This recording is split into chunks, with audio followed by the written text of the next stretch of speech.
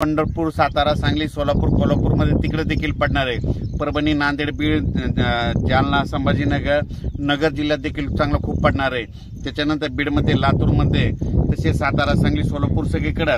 त्याच्यानंतर पूर्व विदर्भ, पश्चिम विदर्भ म्हणजे पूर्व विदर्भाचे 6 जिल्हे, पश्चिम विदर्भाचे 5 जिल्ह्यामध्ये ह्या 11 जिल्ह्यात देखील म्हणजे ह्या 4-5 दिवसाचा पाऊस चांगला पडणार आहे।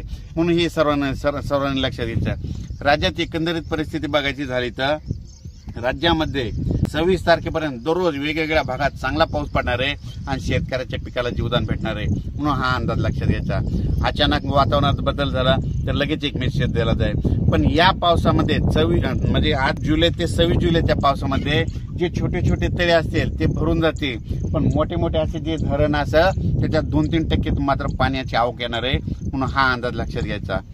परत सर्व शेतकऱ्याला सांगू इच्छितो की काय होईल, पाऊस पडल्याच्या नंतर ओढ्या नाल्याला पाणी येईल, पुलाव पाणी येईल आणि आपले शेतकरी काय करतात की ते पूल ओलांडून जातात। माझी विनंती आहे की पुलाच्या फशीव पाणी आल्यास पुढे जाऊ नका, म्हणून ही सर्वांना कळकळीची विनंती।